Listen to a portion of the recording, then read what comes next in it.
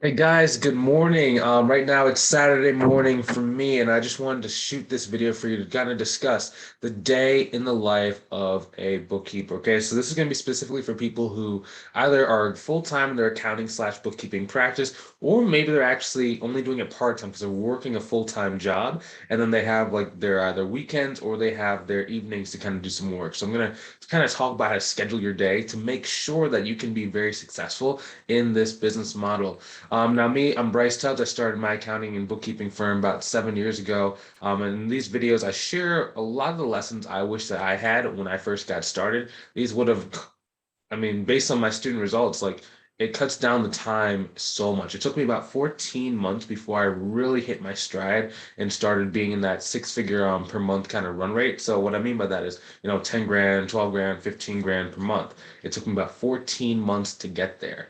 And it shouldn't have taken me that long. It's just I didn't know what I didn't know, and I had to pay a lot of money to figure this stuff out over time. But I'm glad I did because now I not only run my business, but I have the paid mentorship program that I teach people as well. Now, if you want to cut out a lot of those like trial and error kind of mistakes that most people make and what caused most people to struggle, go ahead and click on the link inside the description below to book a call with me to see if I can help you out. Okay, so we like to do about three things on this call. Number one, it's a free call. But the reason why it's free is because I need to make sure I can actually help you. Sometimes there are people and either our values don't really align or the way that I go about showing you how to get clients doesn't really align. So we have to make sure that everything is in alignment because if it's not, then no matter whether you work for me or you don't, it's just not going to work out. So I got to make sure that I vet the program, I protect my time, and I make sure you're actually going to be a person that is a good fit for this kind of program. So if you want to go and book that, you want to go and avoid a lot of the mistakes that I made, go ahead and click on that link, schedule a call with me. I'll see you there. Now, kind of going and even diving deeper. Okay, so how to actually schedule and just really what does the day in the life of a bookkeeper look like? So the one thing that I've done a really bad job of over the past probably 2 years that I've been really marketing the program and just like sharing the student results is I never really talk about the lifestyle. And when I say like the lifestyle, everything that I focus on has been like about like the finances because when I was getting started, like I was kind of in a more of like a make or break situation where it was like I had left a really good job and I was trying to make it work, but I just didn't really have the skills of sales and pricing to do so. So whenever I talk to people, I always talk about, okay, you can make so much money. It's so much easier for you to make money because a lot of the people that, I was thinking about when I make these videos, it's designed for people who are making good money, but they need to go and get to a certain point. But really, like the lifestyle of this business is something that is is just extremely underrated, that no one really knows about, really understands. Now, the challenge is really about learning how to protect your time and being what I call systemized for scale. So I have a number of people that come into the higher level mastermind program. It's slightly different than the regular program that people who are just trying to get traction go into.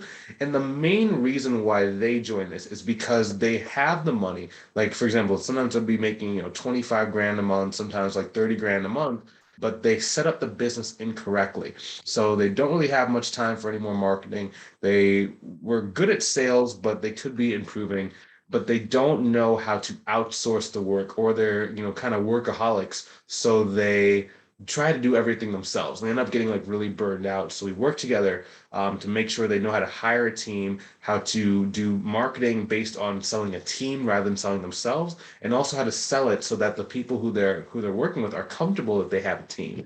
And that's really what we want to do if someone's in that position. But you starting out, we can get you started in the right direction so you don't have to be that person at, 300,000 a year who's doing all the work themselves. Instead, we can have a very smooth transition. For example, like JT, he does between 12 to 15,000 a month. It's been probably about 3 months since I last spoke to him, but he was doing between 12 to $15,000 in sales per month, and he was a one-man show. Now, he was still able to go on vacation. He doesn't have any kind of like expenses, like he's not paying for advertising. It's a very, very, very lean, high profit margin business. And the way that we are able to help them get clients, we really overprice our services. So the amount of time that it takes for him to work on a client is very, very minimal. Same thing with someone like an Audrey. So in Audrey's case, she's doing about $11.6 thousand per month right now in top line revenue. But she only works about 15 days per month. Okay. Now that the lifestyle there is like when she's not working, she can go do whatever she wants. She can go relax. She can go have fun. She travels. She goes and sees family. I don't know if she does any flying because, like right now, things are a little bit more challenging to kind of fly internationally. So I know she was doing a lot of driving. Now, how to set up our day? Okay, so no matter if you're working a full-time job or if you're working the business full-time, I'm going to just say like, what is the order of operations, and then you can kind of fill in the gaps into what time of day do you want to do this. So, for example, the first thing you need to be doing is you need to be doing activities that book and generate consultations. That means a consultation is when you're speaking to someone who needs accounting or bookkeeping help, and they're trying to vet whether or not your service is the service that's going to help them out. Okay, that's what a consultation is. So you need to be generating these on a very consistent basis. Now, when we're first starting out, a lot of people try and like post on Instagram, they post on LinkedIn, they post on Facebook. And posting is good. Like this is a post. But posting is more of a long-term strategy that you employ, right? And over time, people warm up to you and they become very familiar with you. But if you're trying to go and kickstart very quickly, outreach is generally the way that you need to be doing. When I say outreach, it needs to be building relationships with business owners that own, 6, 7, and 8-figure businesses. So that's number one. Now, that can be done at 6 a.m. in the morning. That can be done at noon. That can be done at 6 p.m. It just needs to be the first thing that you're doing inside of your workday, because that's going to be the thing that allows you to keep making money and keep going to your goal. A common mistake I see most people doing is they do all of their client work first. And I'm not saying that, that we don't want to do client work. I'm not saying that. I'm just saying the highest level activity is the one that gets you closest to the new money. Okay.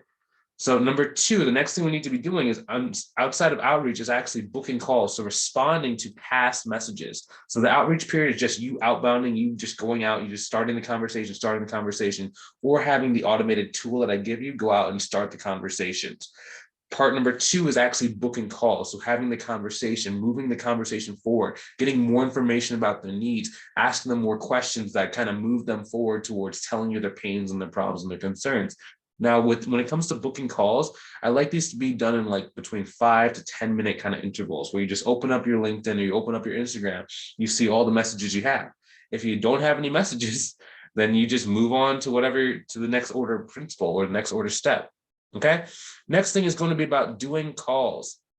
Now, again, the time of day that you do the calls is not really that important as long as you do it. A lot of people have this misconception that if they're working a full-time job, then they're not going to be able to do consultation calls because business owners won't want to talk to them like at 6 through 8 p.m. Actually, on the other hand, you got to be really thinking that a lot of these business owners are running around with a chicken with their head cut off during the day, trying to grow revenue, similar to what you're doing. And at nighttime, they do more of their administrative work tasks or more of their HR kind of formats and services. So, sorry, activities. So that's the perfect time for you to book a consultation with them. A number of my students who are working a full-time job, like they don't have a break during the day. So they just book calls in the evening and the business owner's like, oh yeah, thank you for taking the time out of your day. Thank you for accommodating my schedule. I know that I was on the job site all day, so I can't meet during the day, but I'm really grateful that you have, a consultation time in the evening. And you just use that to your strengths. If you're a bookkeeper or an accountant, like use that to your strength that you don't have calls during the day. Just do it in the evening. You're going to still be able to get clients. Okay. Next thing is going to be about doing the actual client work and slash or outsourcing the client work and just doing the overview function. So this is the place where most people can either save time or they can maximize their dollar per client. So when you're first getting started and you're just trying to like grow, if you have time like on the weekends or after work, then yes, you can do the work yourself. Like some people only want to be a one-man army and they want to just kind of grow to 10K per month. The kind of spot that we're seeing that most people start either outsourcing some of the work or start bringing on like a contractor is about $12,000 to about $15,000 per month, because that's generally where it gets a little bit just you're making so much money, it just makes sense for you to give a little bit of that money back into the business for you to be able to grow a little bit faster. But for some people, like, $12,000 a month is good, and they can just kind of hang out there and they just kind of coast, and that's where they really want to go, until it's time for them to grow again. Now, if you're going the outsourcing path, okay, I personally love doing the outsourcing path and subcontracting work. So a lot of people have trouble when it comes to outsourcing work because they're afraid of giving up control, and they're afraid that people can't do it as well as them. So that's why, like, inside of my program, we actually have students who either refer work to each other and slash or they actually subcontract for you. So for example, like, Audrey just picked up this client for like 20. She picked up one for 2,800, then she picked up like another for 2,800 within like 5 days of each other. And then one of our other students is subcontracting out some of that work. So Audrey, charged at about, I think she charged at $60 an hour. And the other student is going to be billing at $25 an hour. So what did I say? 60 minus 25. Okay. That is the spread. That's the spread that Audrey's making on top of that. And it's basically becoming more of like passive income. So now what this is going to allow Audrey to do is over time, she can outsource more and more, subcontract more and more of that work to the other student. So the other students out of the program not only gets more money, but then Audrey gets more money too. And it's like we have all these beneficial relationships inside of that mastermind community, which is an element I don't really talk about, but it's whenever you join a program like mine, you're not only like in this alone. It's no longer like a lone wolf. It's not just about me and you working together. It's you have this army of people who are like, hey, how can I help you out? Hey, I don't do this service, but can I refer this person to you? Hey, this person came to me for taxes, but I don't want to do bookkeeping. Like who needs some bookkeeping clients? Or they only do like virtual CFO and they only do like really, really high level, or even what is that called? Forensic accounting. And then someone comes for like basic bookkeeping or a different service. I'm like, hey, I don't want to do this basic service. Here's someone inside the community that can actually do it a lot better than me.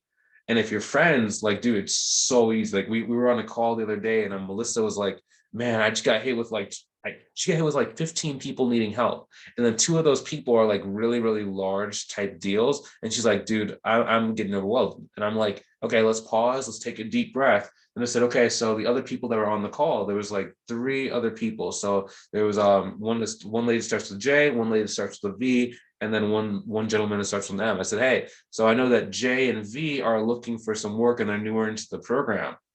Is that right, J and V? And they're like, yeah, I'm looking for some work. So I'm like, hey, M, you have two people that are willing to subcontract. They're really good. They have a lot of experience. Do you want to outsource some work? She said, oh yeah, cool, I can do that. And I was like, yeah.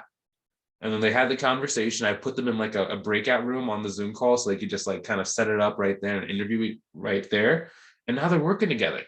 It's so easy. But just to kind of recap is, hey, first things first is business activities that grow your business. That is the outreach. Next thing is booking calls. Okay. That means following up with past conversations. Next thing after that is actually doing consultations. And this can be held throughout your day. It's very, very sporadic. Next thing is actually doing the client work.